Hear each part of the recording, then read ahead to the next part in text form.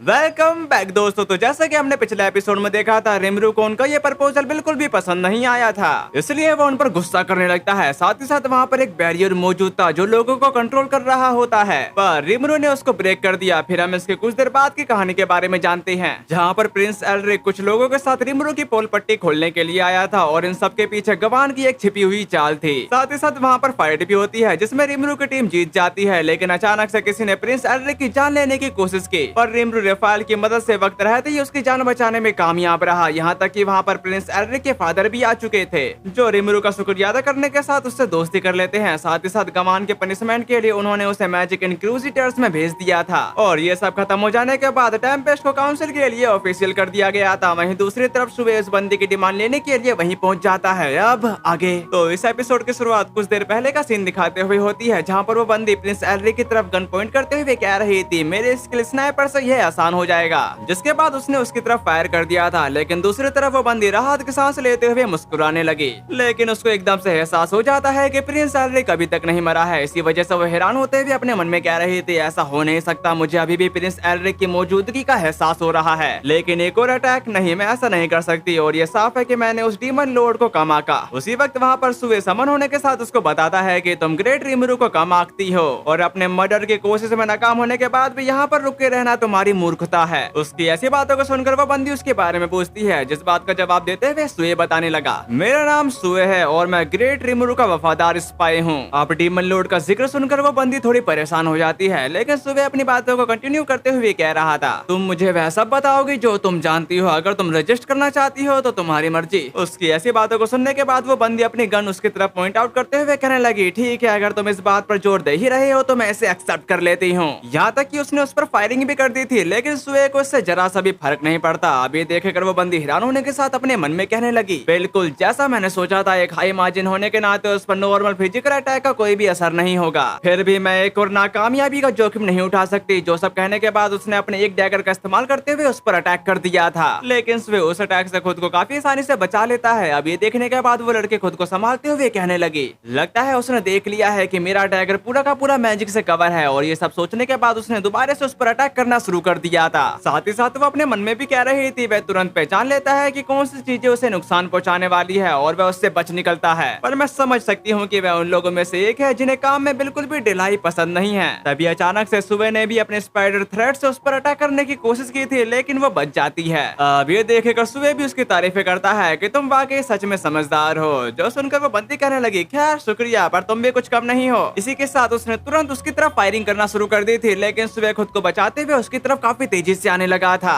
जो देखकर वो बंदी हंसने लगती है क्योंकि वो उसकी एक चाल है। फिर हम यहाँ पर देखते हैं जहाँ पर एक बुलेट सीधे जाकर सुबह के हाथ में जा लगी थी, जिसकी वजह से उसका पूरा का पूरा एक हाथ ही अलग हो जाता है। यहाँ तक कि उसके हाथ में से काफी तेजी से खून नीचे की तरफ गिरने लगा। उसको इतनी बुरी तरह से इंजर्ड होता देखकर वो बंदी हंसने के साथ कह रही थी, तुम्हारी तो सारी खूबसूरती धरी की धरी रह गई, मैंने अपनी गोलियों के साथ एक मैजिक शॉट भी मिला दिया था। और जो लोग खुद पर ज्यादा भरोसा करते हैं वे अक्सर ऐसी सीधी सादी चालों में आसानी से शिकार बन जाते हैं। उसकी ऐसी बातों को सुनकर सुबह खुद को संभालते हुए कहता है कि मैं समझ गया, और तुम अपनी बुलेट्स में मैजिक भी डाल सकती हो। जिस बात का जवाब देते हुए वो बंदी बताती है कि ओ क्या बात है, तुम्हें पता है कि बुलेट क्या होती है? खैर यह उनमें से एक है जो मेरे मैजिक के एक गुच्छे से बनी है। वैसे देखो ये तुम जैसे लोगों पर कितनी अच्छे से काम करती है, जिन पर नॉर्मल बुलेट का कोई भी असर नहीं होता। ये बात सुनकर सुबह कहता है कि मैं समझ गया, तुम अपनी बात ग्रेट रिमरू की मौजूदगी में पूरी क्यों नहीं कर लेती, और वह काफी दयालु है, जब तक तुम उनके सामने ईमानदार रहोगी वह तुम्हें नहीं मारेंगे। उसकी इस बात पर वो बंदी अपनी गन उसकी तरफ रखते हुए कहने लगी, हार बर्दाश्त नहीं होती है ना, वैसे मुझे अफसोस है, वैसे भी अब जब तुमने मुझे देख ही लिया है तो मेरे पास तुम्हें मारने के अलावा कोई और चारा नहीं बचा, और इससे सब कुछ खत्म हो जाएगा। इसी के साथ उसने काफी सारे फायरिंग सुबह की तरफ कर दी थी, और वो सीधे जाकर उसके अंदर धंस जाती है, जिसकी वजह से सुबह वहीं पर मारा जा चुका। अब ये देखते हुए वो बंदी कह रही थी, वह जितना भी ताकतवर क्यों ना रहा हो, लेकिन मैं इस बात से इम्प्रेस हूँ कि उसने मुझे अपने सारे ट्रम्प कार्ड इस्तेमाल करने पर मजबूर कर दिया। वैसे एक और बात क्लियर कर देता हूँ, यही बंदी ट्रैप चलने में माहिर नहीं है, बल्कि सुबह तो उससे भी ज्यादा एक्स्ट्रा ऑर्डिनरी है। इसी के साथ हम दूसरी तरफ सुबह को देखते हैं, जो उसके सवालों का जवाब देते हुए कह रहा था, तो फिर मेरा सुझाव यह है कि तुम हार मान लो और मुझे तुम्हें गिरफ्तार करने दो। लेकिन उस बंदी की तो पैरों तले जमीन ही खिसक चुकी थी, उसको यकीन ही नहीं हो रहा था कि वो अभी भी जिंदा है। जबकि सुबह अपनी बातों को कंटिन्यू करते हुए कहने लगा, वह मुझे मारने के लिए काफी नहीं था, और मैंने जानबूझकर तुम्हारे अटैक को झेला ताकि ये जान सकूं कि तुम क्या करने में कैपेबल हो। उसकी ऐसी बातों को सुनकर वो बंदी काफी ज्यादा घबराते हुए कह रही थी, ऐसा मत सोचो कि तुम मुझे बेवकूफ बना सकते हो। फिर हम यहाँ पर देखते हैं जहाँ पर सुबह ने काफी सारे क्लोन क्रिएट कर दिए थे। अब ये देखने के बाद वो और भी ज्यादा हैरान होते हुए कहने लगी, रुको, क्या वह 2 है? नहीं, वो तो इससे भी ज्यादा है। वैसे क्या तुम मुझसे मजाक कर रहे हो और मुझे सारे के सारे असली क्यों लग रहे हैं? इस सवाल का जवाब देते हुए सुबह बताता है कि ये काफी आसान है और मेरे पास बॉडी डबल नाम की एक स्किल है, इसलिए इस बात पर गर्व करो कि तुमने उनमें से एक को हरा दिया। भले ही वह मुझसे थोड़े कमजोर ही क्यों ना हो, लेकिन अब मैं ग्रेट रिमरू को और ज्यादा इंतजार नहीं करवाना चाहता। तो क्या अब हम शुरू करें? अगर आप लोगों को बॉडी डबल के बारे में नहीं पता है तो यह रिमरू की एक स्किल है जिसकी वजह से वो अपने ही जैसे दिखने वाले काफी सारे क्लोन को क्रिएट कर सकता है, लेकिन इसमें एक कमजोरी है कि वो उससे थोड़े से कमजोर होंगे। और उसको ये स्किल तब मिली थी जब रिमरू ग्रेट डीमन लॉर्ड बन गया था, जिसके बाद हमें वहाँ पर बस उस बंदी की चीखें सुनाई देती है। वहीं दूसरी तरफ रिमरू राहत की सांस लेते हुए कहता है कि यह काफी लंबी मीटिंग थी यार, और उस मीटिंग में क्या क्या हुआ वो हमें रिमरू की इमेजिनेशन से पता चलता है। उस गवान नाम आदमी की साजिशों को ठीक से अंजाम नहीं दिया गया है, लेकिन यह क्लियर था कि वह मेरे लिए दुश्मनी जैसा रवैया रखता था। पर प्रिंस एल्रिक की हत्या की नाकाम कोशिश में बाकी सब लोग तो बस इस्तेमाल करके फेंक दिए जाने वाले मोहरे थे।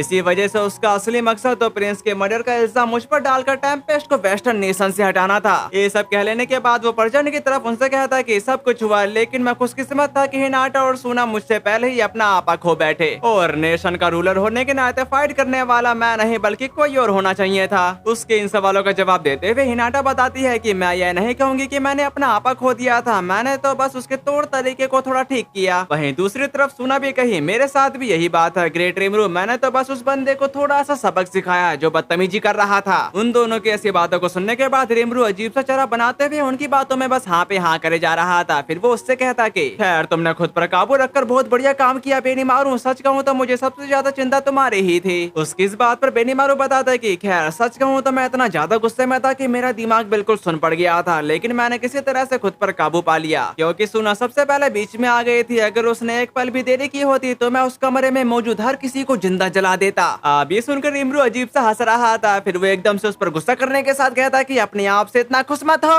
अब उसको इतना तड़कता भड़कता देखकर बेनीमारू उससे बता देता है कि यह सिर्फ एक जोक था, लेकिन रिमरू उस पर पहले से भी ज्यादा गुस्सा करते हुए कह रहा था, झूठे, तुमने ये सब सीरियस टोन में कहा था। जिसके बाद वो अपने सीट पर बैठने के साथ कॉफी की चुस्कियां लेते हुए अपने मन में कहा, बाल बाल बच गया, और मैं पहले ही सभी इंसानों का दुश्मन बनने की राह पर एक कदम बढ़ा चुका था, इसलिए मुझे बहुत सोच समझ कर यह तय करना होगा कि हमारे काउंसलर के तौर पर किसे अपॉइंट करना है। उसी वक्त वहाँ पर सुबह भी आ चुका था, जिसने उन सभी को बताना शुरू कर दिया था कि वहाँ पर क्या क्या हुआ। जैसे उसको मैजिक बुलेट लगने की वजह से उसका एक हाथ पूरा का पूरा अलग हो चुका था, लेकिन उसका यह सिर्फ एक क्लोन था। यहाँ तक कि वहाँ पर काफी सारे क्लोन भी आ चुके थे, और आखिर में आकर उसने उस बंदी को पकड़ ही लिया था। फिर हम प्रेजेंट की तरफ आते हैं, जहाँ पर रिमरू उसकी कहानी को जानने के बाद उससे कहता कि अच्छा तो ये बात थी, शूटर को पकड़ने का काम तुमने काफी बढ़िया किया, और सुबह तुमने मुझे कभी निराश भी नहीं किया। जो सुनकर वो उसका शुक्रिया अदा करने के साथ बताते कि फिर भी वह मेरे 3 बॉडी डबल को निपटाने में कामयाब रही, इसलिए अभी भी मुझे काफी लंबा सफर तय करना है। अब ये सुनकर रिमरू उससे सवाल करता है तो आखिर में आकर भी उसने अपना नाम नहीं बताया है ना, जिस बात पर एग्री करते हुए सुबह बताना शुरू करता है उसकी आइडेंटिफाई अननोन है, लेकिन उसने तुम्हें डीमन लॉर्ड कहा था, इसी वजह से डियाब्लो के साथ उसका कोई ना कोई इतिहास तो जरूर रहा होगा। अगर आप लोगों को उसकी पास्ट के बारे में नहीं पता है तो मैं बता देता हूँ। ये कहानी रिमरू के डीमन लॉर्ड बनने के बाद की है,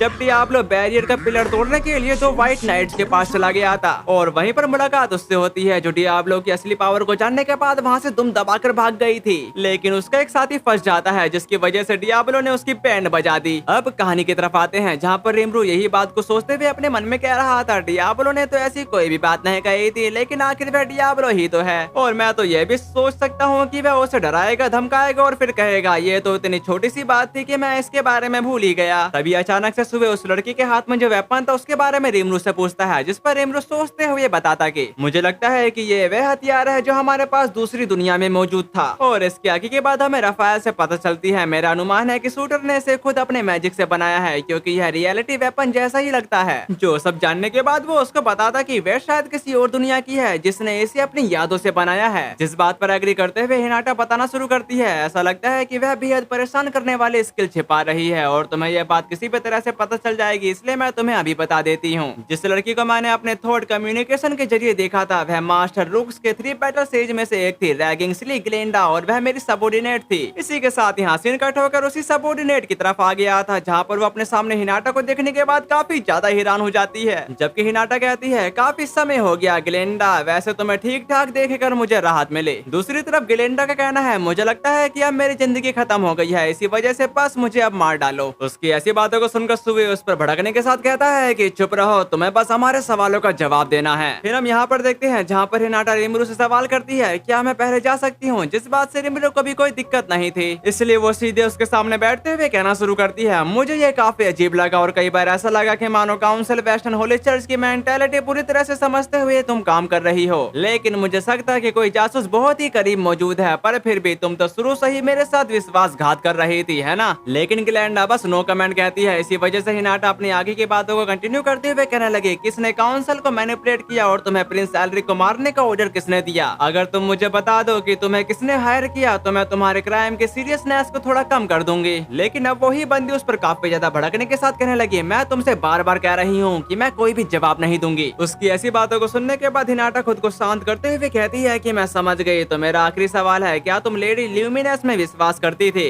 इस पे वो बंदी अपने ही तेवर दिखाते हुए कहती है कि कोई भी फीलिंग नहीं है, अगर तुम इस बकवास पर यकीन करने वाली हो तो मुझे पैसे दो। अब हिनाटा के दिमाग पहले से भी ज्यादा खराब हो चुका था, इसलिए वो अपनी सोड का इस्तेमाल करने के साथ उसकी जान लेने के लिए आगे बढ़ने लगी। लेकिन रिमरू वक्त पर आते के साथ उसे बचा लेता है। साथ ही वो उससे कहता है कि हद हो गई हिनाटा, वैसे यह एक पूछताछ है, पर क्या तुम उसे मारना चाहती हो? जो सुनकर हिनाटा सोड को अपने मयान में रखने के साथ बोली कि मेरा ऐसा कोई भी इरादा नहीं था। अब ये सुनकर रिमरू उस पर गुस्सा करने के साथ कहता है कि झूठी, तुमने तो उसे जान से मारने का इरादा कर लिया था। जबकि दूसरी तरफ सुना उसकी सोड को अच्छे से कवर करते हुए कहती है कि चिंता मत करो ग्रेट रिमरू, भले ही यह लड़की मर जाए, हम अपने इन्फॉर्मेशन का जरिया नहीं खोएंगे, क्योंकि मैं बस फिर से जिंदा करने वाला मैजिक इस्तेमाल कर लूंगी। यहाँ तक कि हिनाटा का भी कहना है, बिल्कुल मैं रिजरेक्शन का इस्तेमाल कर सकती हूँ, इसमें कोई भी दिक्कत नहीं होगी। उनकी ऐसी बातों को सुनने के बाद रिमरू हैरान होने के साथ बताता है कि ये बात तो नहीं है। खैर हिनाटा, तुम बस चुप रहो और थोड़ी देर देखती रहो, क्योंकि अब मैं सवाल पूछूंगा। फिर हम इसके कुछ देर बाद का सीन देखते हैं जहाँ पर रिमरू उसके सामने बैठते हुए कहता है कि तो चलिए अब फिर से शुरू करते हैं। ग्लैंडा, मैं डीमन लॉर्ड रिमरू हूँ, लेकिन शुरू करने से पहले मैं एक बात कहना चाहता हूँ, मुझे पूरा यकीन है कि तुम जैसे प्रो से सिर्फ जवाब मांगने से काम नहीं चलेगा, इसलिए अभी के लिए बस मेरी बात सुन लो। अगर हो सके तो वो अपना पोकर फेस बनाए रखने की कोशिश करना।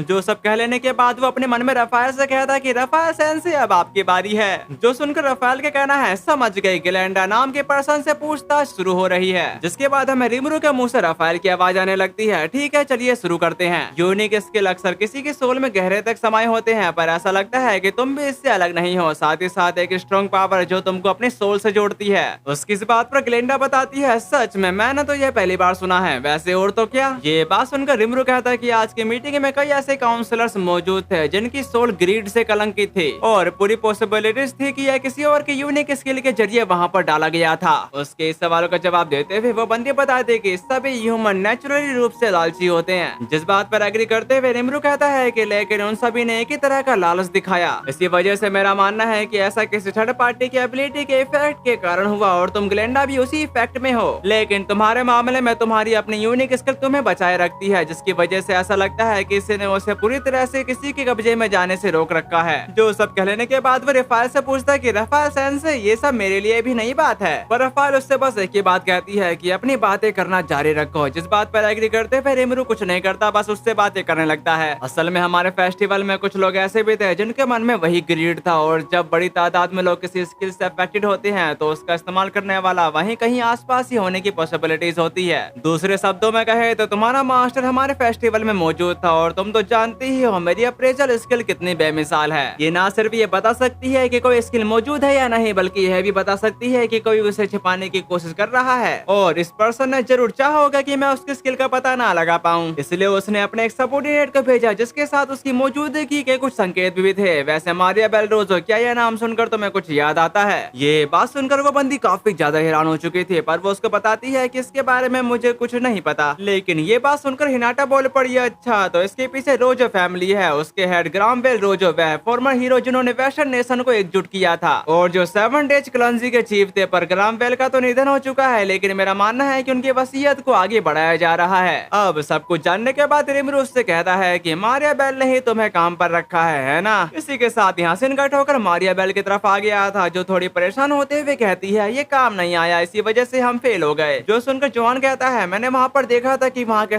सभी लोगों ने तुम्हारे लिए सब कुछ समर्पित कर दिया था। उसकी इस बात पर यूकी बताता कि लेकिन हम उस बंदे की वजह से मैजिक इंक्विजिटर्स को बाहर निकालने में कामयाब रहे। क्या ये अपने आप में एक जीत नहीं है। जिस बात पर एग्री करते हुए मारियाबेल अपने मन में कहने लगी, ग्रैंडफादर चिंता में थे, इसलिए जब मैंने उन्हें कंट्रोल में रखा था तब से मैंने गवान के जरिए छानबीन की और वो एक डीमन लॉर्ड के सामने बिल्कुल ही बेकार साबित हुआ। उसका जिक्र करना भी बेईमानी है और फिर एक डीमन लॉर्ड रिमरू भी तो है और उस पर मर्डर का झूठा इल्जाम लगाने और टेम्पेस्ट को वेस्टर्न नेशन से हटाने के बाद तो भूल ही जाओ। साथ ही साथ उसने तो काउंसिल के लिए टेम्पेस्ट की अहमियत को और भी ज्यादा पक्का कर दिया है। पर मैं कितनी बेवकूफ थी, मैंने उसे कमा का। फिर वो उससे कहती है, जोहान मेरा इरादा है कि तुम डीमन लॉर्ड की इन्वेस्टिगेशन जारी रखो और तुम्हें नहीं पता मैंने तुम्हें गवान के खिलाफ क्यों खड़ा किया। मैंने ऐसा इसलिए किया ताकि डीमन लॉर्ड तुम पर और भी ज्यादा भरोसा कर सके। जो सुनकर जोहान अपने मन में कहता है, और अगर मैं फेल हो गया तो क्या मैं भी बाहर हो जाऊंगा। जो सब सोचने के बाद वो उसको बताता कि शायद डीमन लॉर्ड रिमरू के साथ मिलकर काम करना ही ज्यादा समझदारी भरा कदम होगा। वह तो इंसान के साथ मिलजुल कर रहना चाहते हैं, है ना? तो फिर हम बेवजह टेम्पेस्ट को अपना दुश्मन क्यों बनाएं? उसकी ऐसी बातों को सुनकर मारियाबेल इरिटेट होने के साथ कहती है, यह तुम्हारी बहुत बड़ी गलती है। वैसे क्या तुम सचमुच बेवजह समझती हो कि मैंने ग्रैंडफादर को उस डीमन लॉर्ड से छुटकारा पाने के लिए सलाह क्यों दी थी? जिस बात का जवाब देते हुए जोहान बताता है कि क्या ऐसा इसलिए नहीं है क्योंकि वह एक न्यू इकोनॉमी स्फीयर बनाने की अपनी बातों से हमें धमका रहा है। जिस बात पर एग्री करते हुए मारियाबेल बताती है कि लेकिन यह तो बस एक ऑफिशियल रीजन है, असली वजह यह है कि फिर हमारे पास किसी डीमन लॉर्ड का सामना करने का कोई भी जरिया नहीं बचेगा। लेकिन जोहान को उसकी ये बात अच्छी से समझ में नहीं आ रही थी, इसलिए मारियाबेल बताना शुरू करती है, डीमन लॉर्ड में बैटल करने की जबरदस्त एबिलिटी है और उसके साथ स्टॉर्म ड्रैगन भी है, इसलिए ये कोई छोटी मोटी बात नहीं है। और अगर इतनी पावर वाला कोई डीमन लॉर्ड हमसे बातचीत करने आए तो हम क्या करेंगे? जो सुनकर जोहान कहता है, लेकिन उसने तो कहा था कि वह काउंसिल के रूल को फॉलो करेगा। इस बात पर मारियाबेल परेशान होने के साथ बता रही थी अभी के लिए वह उनकी बात मानेगा, लेकिन एक बार जब टेम्पेस्ट की अहमियत सबको पता चल जाएगी तो वेस्टर्न नेशन को ही उसकी बात मानने पर मजबूर होना पड़ेगा और इस तरह डीमन लॉर्ड पीसफुली तरीके से अपने राज कायम कर लेगा। ये तो बस हंसी की बात है, सरासर हंसी की बात है और ये सोचना ही बेतुका है कि कोई जिंदगी की इतनी साफ सच्चाई को नजरअंदाज कर सकता है और ये सोचना है कि डीमन लॉर्ड और इंसान बराबरी से रह सकते हैं। वह भले ही दोस्ताना बातचीत की बातें करे, लेकिन यह तभी तक मुमकिन है जब तक कि डीमन लॉर्ड इसकी परमिशन देता है। और वो ऐसा कहते हुए उसको काफी ज्यादा गुस्सा आ रहा था, इसलिए वो खड़ी होकर बालकनी की तरफ चली जाती है।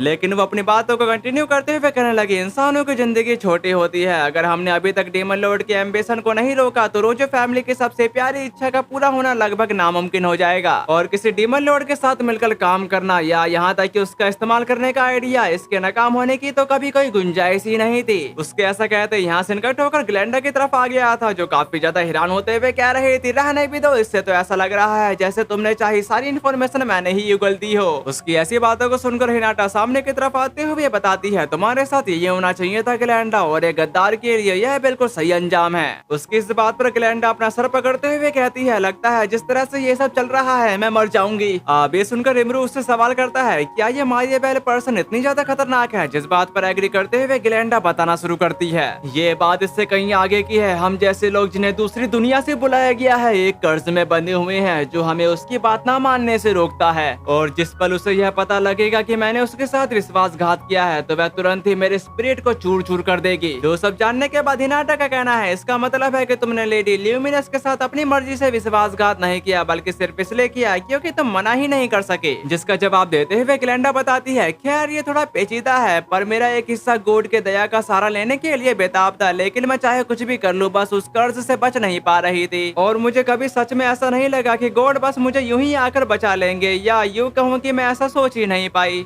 ये बात सुनकर हिनाटा कहते कि ये सच है कि गॉड की कृपा भले ही इसे ठीक नहीं कर सकती, यहाँ तक कि रेजरेक्शन भी उस पर्सन को नहीं बचा सकता जिसकी सोल बिखर चुकी हो। उन दोनों की ऐसी बातों को सुनने के बाद रिमरू रफाल से सवाल करता है, रफाल सेंसे क्या आप इसे सोल्व कर सकती हैं? जिस बात का जवाब देते हुए रफाल बताना शुरू करती है, मैं समझ गई, कोई भी दिक्कत नहीं है, तो क्या मैं इसे वापस कर दूं? अब ये सुनकर रिमरू काफी ज्यादा खुश हो गया था। फिर वो ग्लेंडा के करीब जाते हुए उसके अंदर के कर्ज को रिमूव कर देता है। जो सब करने के बाद वो उसको बताता है कि ठीक है तुम्हारा काम हो गया और अब तुम अपनी मर्जी से जी सकती हो। और इस बात की खबर ग्लेंडा को बिल्कुल भी नहीं थी, यहाँ तक कि वो उससे कहने लगी, लगता है यह दया की आखिरी निशानी है। पर रिमरू उसे समझाने लगता है, नहीं वो नहीं, मैंने तो उस कर्ज को हटा दिया है जिसने तुम्हें बांध रखा था, दूसरे शब्दों में कहे तुम अब आजाद हो। अब इस बात पर ग्लेंडा को बिल्कुल भी यकीन नहीं हो रहा था। वहीं दूसरी तरफ हिनाटा का कहना है, तुम सच में कुछ भी कर सकते हो। फिर हम यहाँ पर देखते हैं जहाँ पर रिमरू उसे समझा रहा था, और ये तो कहने की भी जरूरत नहीं है, लेकिन अगर तुम हमारी दुश्मन बनने का फैसला करती हो तो हम कोई भी रहम नहीं दिखाएंगे। लेकिन ग्लेंडा उसका दुश्मन बनने से साफ साफ मना कर देती है। वहीं दूसरी तरफ हिनाटा का कहना है, इस बार जो तुमने किया है मैं उसे नजरअंदाज कर दूंगी। लेकिन ग्लेंडा अचानक से अपने सदमे से बाहर की तरफ लड़खड़ाते हुए कहना शुरू करती है, ये मुद्दा नहीं है, पर तुमने कहा था कि तुमने वह कर्ज हटा दिया है, क्या ये सच है? जिस पर रिमरू पूरी तरह से एग्री था। फिर वो अपने आप को फील करने लगती है, जिससे उसको मालूम पड़ता है कि अब मेरे को पहले से भी ज्यादा अच्छा लग रहा है। फिर वो उससे कहने लगी, मुझे पता है कि यह मेरी गुस्ताखी है, लेकिन मैं आपसे एक मेहरबानी चाहती हूँ कि आप प्लीज मुझे काम पर रख लेंगे और आप जो भी गंदा काम करवाना चाहेंगे मैं करने को तैयार हूँ। और शायद आपको मेरी बात पर यकीन ना हो, लेकिन मैं आपके प्रति अपनी वफादारी की कसम खाती हूँ, तो प्लीज ग्रेट रिमरू। ये बात सुनकर रिमरू कहता है, मुझे यकीन है कि मैं किसी फॉर्मर स्पाई को काम पर रख सकता हूँ। जो सुनने के बाद ग्लेंडा बोलती कि बेशक, मुझे जो भी कुछ पता है मैं आपको सब कुछ बताऊंगी। और आप लोगों को लगता है कि ग्राहम बेल मर चुका है, लेकिन वह जिंदा है। ग्लेंडा की ऐसी बातों को सुनने के बाद वहाँ के सारे बंदे एकदम दंग रह गए थे, जबकि ग्लेंडा अपनी बातों को कंटिन्यू करते हुए कहना शुरू करती है, ग्राहम बेल जो 7 डेज क्लंजी का प्रीस्ट हेड है, वह असल में एक जरिया है जिसके जरिए लॉर्ड ग्राहम बेल की स्पिरिचुअल बॉडी मौजूद रहती है। साथ ही साथ लॉर्ड ग्राहम बेल ही वह हस्ती है जो मारिया बेल के ऊपर विराजमान है। और मुझे नहीं पता कि मारिया बेल के मन में क्या चल रहा है, लेकिन मैं इतना जरूर जानती हूँ कि वह लॉर्ड ग्राहम बेल का सबसे ताकतवर मोहरा है और तुम लोगों के लिए बहुत ही बड़ा खतरा है, यूकी कागुराजा का जो फ्री यूनियन का गिल्ड मास्टर है, यहाँ तक कि वह पूरी तरह से मारिया बेल के कंट्रोल में है। अगर आप लोगों को आज का एपिसोड जरा भी पसंद आया है तो प्लीज एक प्यारा सा लाइक करने के बाद कमेंट करके जरूर जाना। तो फिर मिलते हैं, सायोनारा।